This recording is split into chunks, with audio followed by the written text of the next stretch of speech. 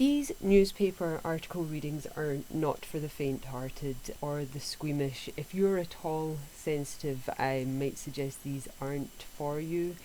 If in doubt, check the description below. It'll tell you which topics are covered in this particular episode. There's both human and animal suicides, and you heard that right. There's also horrific descriptions of injuries, as well as the deaths of youngsters. So don't do it to yourself if you're prone to nightmares, is all I'll say right now. Not all the articles are horrible. Some of them are uplifting, some of them show incredible bravery and heroism. There are near misses. So these were picked as showing life prior to health and safety, as well as for the crazy and curious details some contain, with other miscellaneous happenings that kind of struck me enough to post the articles to Twitter, despite not having too much relevance to Scotland necessarily. These are worldwide topics, and they didn't have any real connection to the projects that I was working on and researching at the time. I just happened to have come across them by the way, kind of thing. So we'll get into them, shall we? What we're going to do here is we're going to do a lucky dip of newspaper articles to really mix them up a wee bit, because while I'm doing the researches, I'm obviously coming up with the same kind of terms and things. So we'll mix them up even further. So to that end, I have all of the newspaper titles and dates of the articles. Okay, still a few left of these, so we'll see what the hat has for us this episode.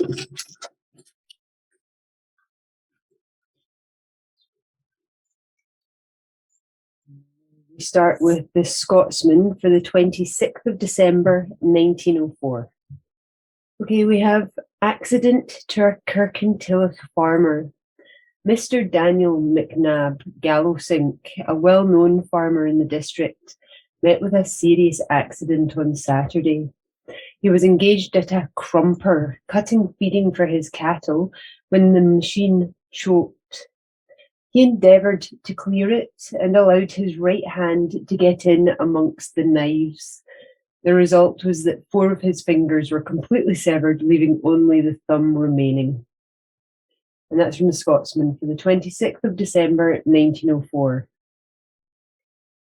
We know these kind of accidents still happen today, where farmyards are governed by the farmers. They take their own risks where their life and limbs are concerned. I don't know that there's much oversight in making sure that everything is as safe as possible. The farmers are going to do that on their own behalf, really. But you would think that this man is well known, so he's been a farmer for a while, he's lived in the area for a while, and you think maybe experience might have prevented that accident more than anything else. I feel sorry for Daniel McNabb. Pretty sure his job got a lot harder after that. So, see what we have next.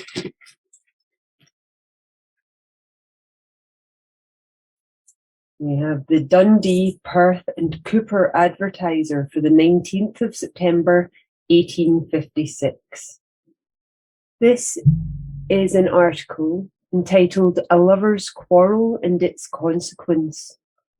Early on Thursday morning, a young woman about 19 years of age, named Helen McMahon, daughter of a basket maker residing in St Andrew's Square, Glasgow, committed suicide by throwing herself in the river near the Upper Suspension Bridge.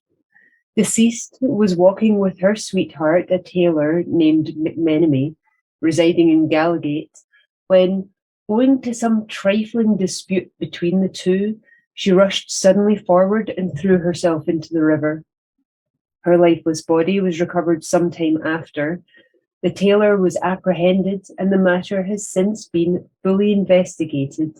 As there was, however, nothing of suspicious nature against him, he has been discharged. That's from the Dundee, Perth and Cooper Advertiser for the 19th September 1856.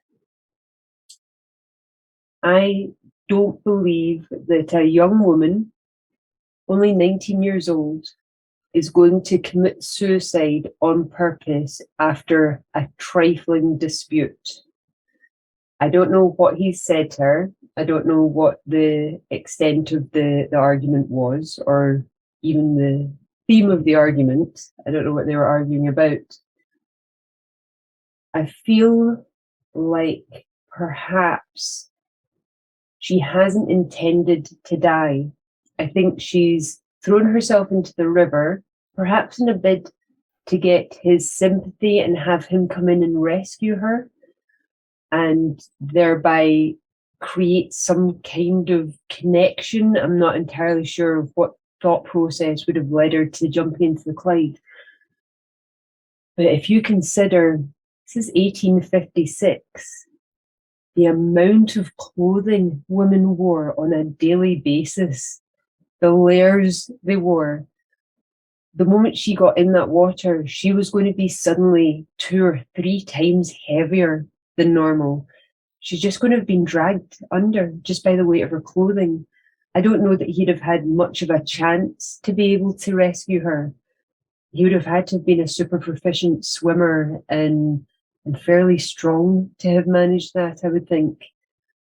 I don't believe that she killed herself on purpose. I don't think this was a suicidal act. I think she had another motive, which would have likely have led to her being rescued. I don't think she really thought that through, though. But that's just my take on it. We can't know for sure. So we'll have another one.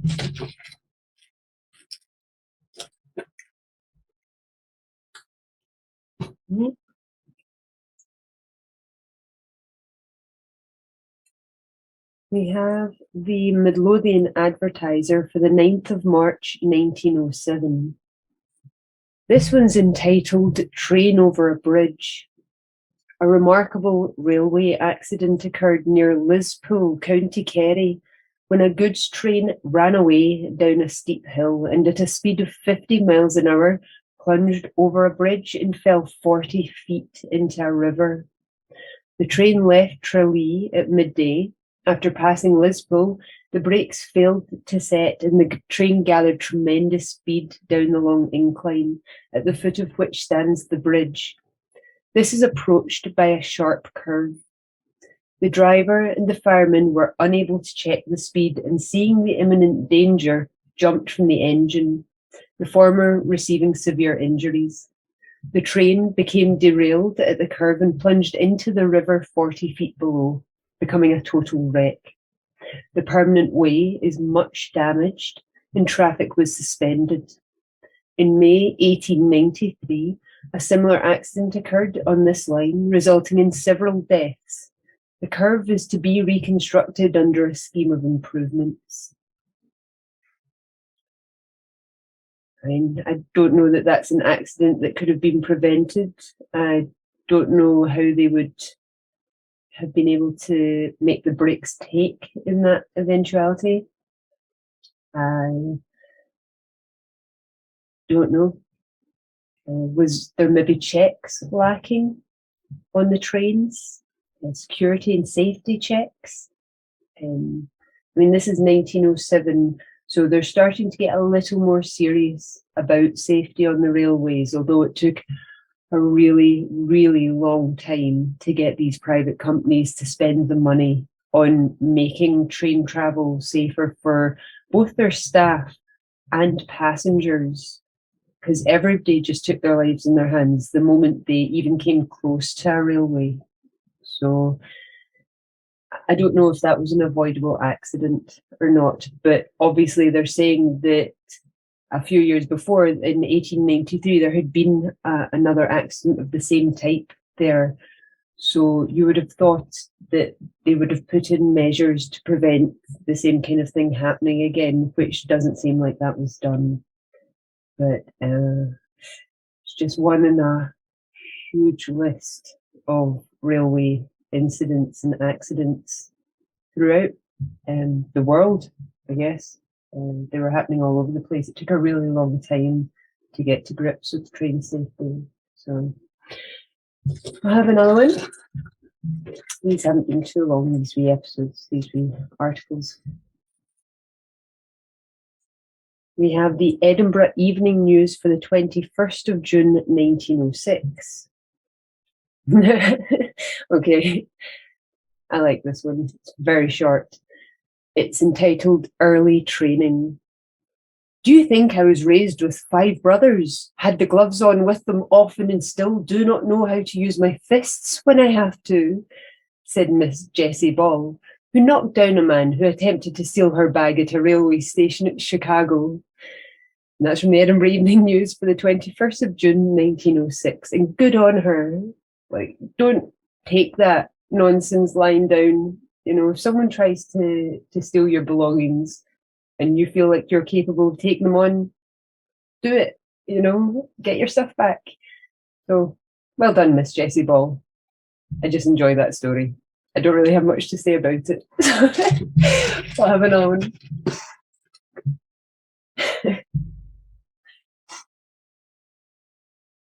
We have the North Star and Farmers Chronicle for the 13th of October, 1904. So this one gives us 6 men killed by foul air. A remarkable accident resulting in the loss of 6 lives occurred on Sunday in the Sarnia Tunnel under the St. Clair River on the Grand Trunk Railway, says a Toronto dispatch.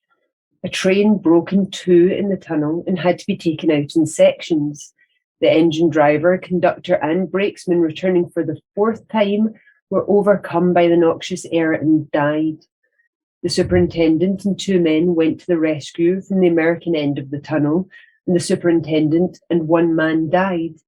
An engine from Sarnia with 6 men then went to the rescue. They were all overcome, but revived with the exception of 1 man who died. The fatalities were probably due to a heavy fog and a strong east wind which encountered the rescuers entering from the west. The air in the tunnel is always foul. And that's from the North Star and Farmers Chronicle for the 13th of October, 1904. There must be some kind of natural gas in there. It's not going to just be that the air is a bit foul. It can smell bad and still not kill a person. There must be some kind of gas, natural gas leaking from somewhere or something. I honestly can't imagine. I've come across stories like these before where in these ill-ventilated parts of railways, like these long tunnels and underground sections of trains, and people could be taken ill and die from noxious air. But it must be more than that. It can't just be a diminished amount of oxygen. There must be something toxic in the air. And I don't know if anyone's got any ideas, you know, comment below. But I can't imagine what it is specifically that killed these men. Obviously, it's the inhalation of something terrible. Much in the same way as miners, like they're using the canaries to see if the air was livable, you know, breathable. Perhaps the railway men needed the same kind of mechanism, detector. I don't know. You would think after the first 3 people, the engine driver, conductor, and brakesman, having died, that would make everyone super cautious. That's terrible for those guys. That's a pretty horrible way to die. Well, with that mysterious article, I guess we're going to end today's episode. So thank you for joining me again, and we may see you next time. Take care.